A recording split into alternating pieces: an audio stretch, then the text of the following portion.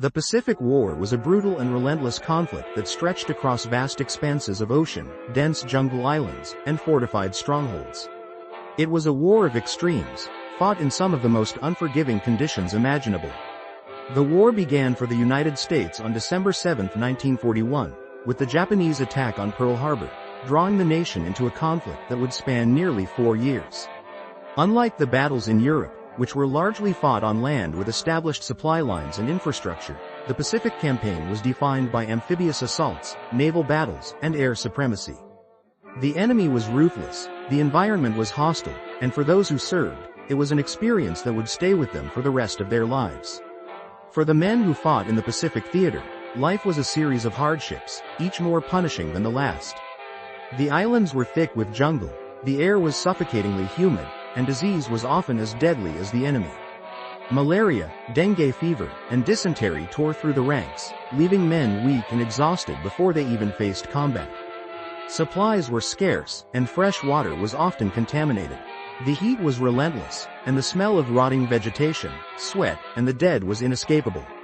When the Marines and soldiers landed on enemy-held islands, they were met with ferocious resistance.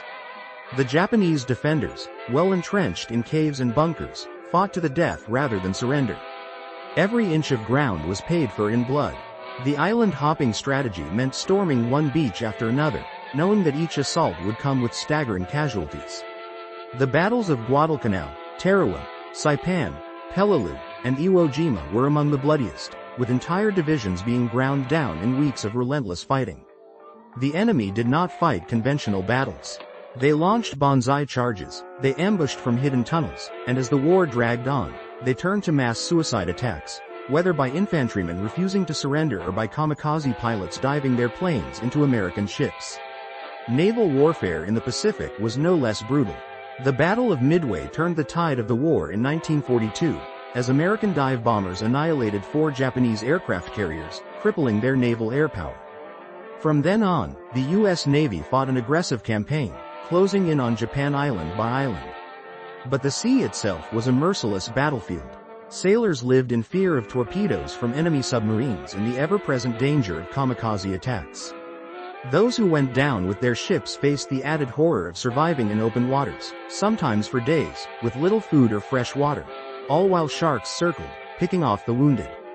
For the airmen who flew in the Pacific, combat meant bombing enemy-held islands, engaging in vicious dogfights, or flying dangerously low on strafing runs. Japanese anti-aircraft fire was relentless, and many planes never made it back. Those who were shot down faced the possibility of execution if captured, as the Japanese rarely took prisoners. If they ditched at sea, survival depended on whether they could evade the elements, sharks, and enemy patrols long enough to be rescued. As the war neared its end, the battles grew more desperate. The Japanese homeland was within reach, but the battles of Iwo Jima and Okinawa showed just how costly an invasion of Japan would be. Iwo Jima alone claimed nearly 7,000 American lives, while Okinawa cost more than 12,000. The Japanese death toll was in the hundreds of thousands.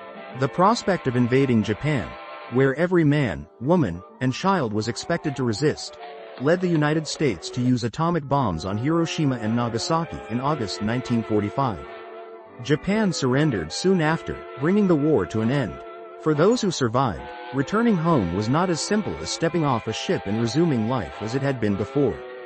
Many carried the physical and psychological scars of war. Some returned missing limbs, others with malaria still raging in their bodies. The horrors of combat haunted them in ways few could understand. They had gone from fighting for their lives in the jungles and waters of the Pacific to a country that had changed in their absence. Some found work and built families, eager to leave the war behind. Others struggled with the memories, the sudden quiet of civilian life making it harder to forget what they had seen. The war had forged them into something different, brothers in battle who had seen the worst mankind had to offer and somehow endured.